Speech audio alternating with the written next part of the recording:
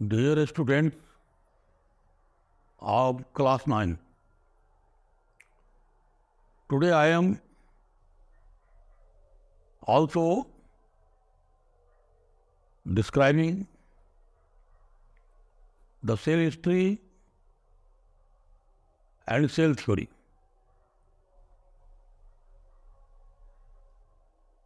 हम सभी जानते हैं सेल के बारे में। मैंने पहले की वीडियो में सेल का इंट्रोडक्शन बताया, सेल को हमने डिफाइन किया और हम सभी जानते हैं कि जितने भी जीव वह सेल से बने। जैसे जीव का ओरिजिनेशन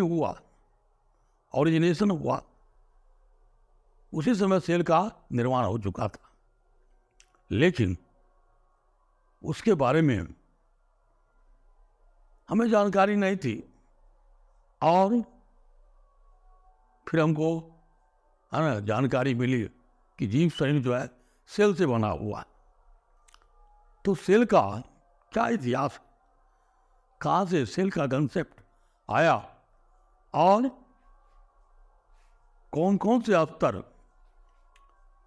सेल के डिस्कवरी में और उसके कंपोनेंट के डिस्कवरी में आए, उसको आज मैं इस वीडियो के द्वारा बता रहा हूँ।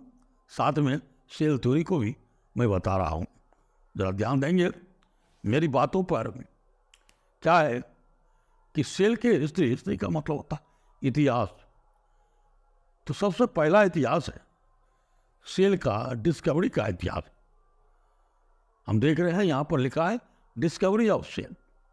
सेल का जो डिस्कवरी है वह रॉबर्ट हुक, एक इंग्लिश साइंटिस्ट था, के द्वारा 1665 ईस्वी में है ना हुआ। यानी सेल की जो खोज है, डिस्कवरी है, वो 1665 ईस्वी में रॉबर्ट हुक के द्वारा हुआ। जैसा कि मैंने पूर्व के वीडियो में बताया कि Robert Hooke self design microscope के अंदर कॉर्क के स्लाइस को ऑब्जर्व कर रहे थे, निरीक्षण कर रहे थे, और उसी दौरान उन्होंने देखा क्या एक कॉर्क के स्लाइस में बहुत सारे छोटे छोटे चैम्बर है हनीकम्ब की तरह, और उन्होंने छोटे छोटे चैम्बर का नाम सेल दिया। यानी सेल शब्द का डेरिवेशन उन्होंने सेलुला टर्म से लिया। लैटिन में सेलुला का मतलब होता है लिटिल रूम। तो ये जो चैम्बर थे वो लिटिल रूम के रूप में थे, इसलिए उन्होंने उस स्मॉल चैम्बर को जो कॉर्क स्लाइस में उन्होंने देखा है ना, उसको उन्होंने सेल नामकरण किया। तो इस तरह से सबसे पहला इतिहास हो गया सेल का डिस्कवरी। दूसरा है discovery of free living cell. यह तो लोग जान लिया है कि सेल से जीव शरीर बना है, लेकिन यह नहीं, यह अज्ञात थी यह बात कि फ्री लिविंग सेल भी हो सकता है, एकल सेल भी हो सकता है, और एकल सेल यानी सिंगल सेल वह सर्वाइव कर सकता है नेचर में। इस बात को किसने बताया, किसने इसका डिस्कवरी किया? वह लीवेनहुक। लीवेनहुक 1674 ईस्वी में 1674 1674 ईस्वी में लीवेनहुक ने पॉन्ड वाटर में उन्होंने देखा, ऑब्जर्व किया और पाया फ्री लिविंग है ना सिंगल सेल ऑर्गेनिज्म को, है ना, जैसे अमीबा सिंगल सेल ऑर्गेनिज्म। उन्होंने देखा कि ये सेल के रूप में जो जीव है यह स्वतंत्र रह करके अपना जीवन यापन करता है। तो इस तरह से फ्री लिविंग सेल का डिस्कवरी 1674 में लीवेनहुक के द्वारा हुआ। दूसरा डिस्कवरी हुआ, दूसरा इतिहास है। तीसरा है न्यूक्लियस। हम सभी जानते हैं कि सेल का न्यूक्लियस क्या है, एक सेंट्रल बॉडी। यह सेल के केंद्र में होता है, इसलिए इसको केंद्रक कहते हैं हिंदी में। और ये न्यूक्लियस क्या है, यह सेल का एक गवर्निंग बॉडी, यह सेल का कंट्रोलिंग सेंटर है। सेल के सारे मेटाबॉलिज्म को, सारे कार्य को इस न्यूक्लियस के द्वारा संपन्न होता है। तो इस न्यूक्लियस की खोज किसने किया? रॉबर्ट ब्राउन इन 1831 1831 ईस्वी में रॉबर्ट ब्राउन ने क्या किया, न्यूक्लियस की खोज किया, न्यूक्लियस की खोज की, और आज हम सेल में न्यूक्लियस को जानते।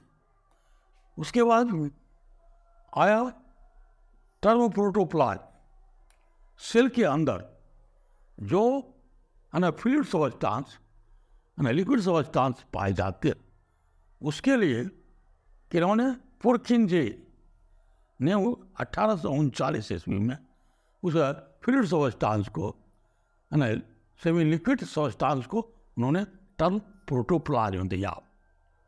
प्रोटो शब्द का मतलब होता है प्रिमिटिव, पूर्व, आदि, और प्लाज्म मतलब है ना वटन, यानी प्रोटोप्लाज्म, अर्थात इसको जीव द्रव्य कहते हैं हिंदी में। तो इस तरह से पुरकिंजे 1839 ईस्वी में टर्म प्रोटोप्लाज्म दिया सेल के अंदर जो लिक्विड सब्सटेंस पाए जाते हैं के लिए। तो इस तरह से हम देख रहे हैं कि पहला हुआ डिस्कवरी ऑफ सेल, दूसरा है प्री लिविंग सेल का डिस्कवरी हुआ, फिर न्यूक्लियस है ना की खोज हुई और न्यूक्लियस का नामकरण किया गया, फिर प्रोटोप्लाज्म टर्म का नामकरण किया गया। तो इस तरह से ये सारी बातें हिस्ट्री के सेल हिस्ट्री के अंतर्गत आ गया। अब आएंगे हम लोग सेल थ्योरी को। थ्योरी का मतलब होता है सिद्धांत, कोशिका सिद्धांत। तो सेल थ्योरी ये किसके द्वारा प्रपोज किया गया है ना, cell theory one propose by 2 biologist है ना, ये जर्मन बायोलॉजिस्ट, एक है स्लाइडन और दूसरा है स्वान। स्लाइडन 1838 और स्वान 1839 है ना, दोनों ने मिलकर के क्या किया, सेल थ्योरी को प्रपोज किया है ना, सेल थ्योरी को प्रपोज किया। और सेल थ्योरी की बातें क्या हुई है ना, according to these 2 biologists, the cell theory can be described as all plants and animals are made up of cells. जितने भी पौधे हैं, जानवर हैं, ये सभी सेल से बने हुए हैं। कुल मिलाकर के जितने भी ऑर्गेनिज्म है, लिविंग बींग्स है, वो सभी सेल से बने। यह सेल थ्योरी है ना कह रहा है, और ये सेल थ्योरी प्रपोज किया गया स्लाइडन एंड स्वान के द्वारा। स्लाइडन, मिथ्या स्लाइडन पूरा नाम हुआ, और थियोडोर स्वान जिनका भी पूरा नाम हुआ। इस तरह से सेल थ्योरी की बातें हुई। अब है कि सेल थ्योरी को और आगे एक्सटेंड किया गया। क्या एक्सटेंड किया गया, तो न्यू सेल्स आर एराइड, यहां पर देख रहे हो लिखा हुआ new cells are arised from pre existing cells. यह एक्सटेंशन किसने किया, तो ये Virchow in the year 1855 Virchow ने सेल थ्योरी को और एक्सटेंड किया। किस वर्ष, 1855 में। और उन्होंने क्या एक्सटेंड किया कि नए सेल का निर्माण पूर्व से मौजूद सर्वाइवल जो सेल है के द्वारा होता है। अर्थात पूर्व जो सेल है ना, प्री एग्जिस्टिंग सेल है, वह क्या करते हैं, डिवाइड करते हैं, और डिवाइड करने के बाद क्या होते हैं, नए सेल का निर्माण करते हैं डिवीजन के फलस्वरूप। तो जो सेल डिवाइड होता है, डिवाइडिंग सेल को हम मदर सेल कहते हैं, और जो डिवाइड करके जो बना नए सेल्स को हम लोग डॉटर सेल्स कहते हैं। अर्थात new cells are called daughter cells. तो इस तरह से सेल थ्योरी की बातें हमने की। अब कहता है ये जो सेल है जिससे प्लांट्स और एनिमल्स बने, वह क्या है, बेसिक यूनिट, यानी जीव शरीर के आधारभूत इकाई कहा गया। क्योंकि जीव शरीर जो है यह सेल से बने, सेल थ्योरी कहता है, इसलिए सेल को बेसिक यूनिट भी कहा गया। तो इस तरह से हमने आप लोगों को बताया सेल हिस्ट्री को और सेल थ्योरी को। तो इस तरह से आज इस वीडियो के द्वारा हमने सेल हिस्ट्री और सेल थ्योरी के बारे में जानकारी प्राप्त की। उससे किताबों में हर चीज़ है, सारी चीज़ मौजूद है, लेकिन उसे डिराइव करना है ना, उससे प्राप्त करना, ये हमारा कर्तव्य बनता है।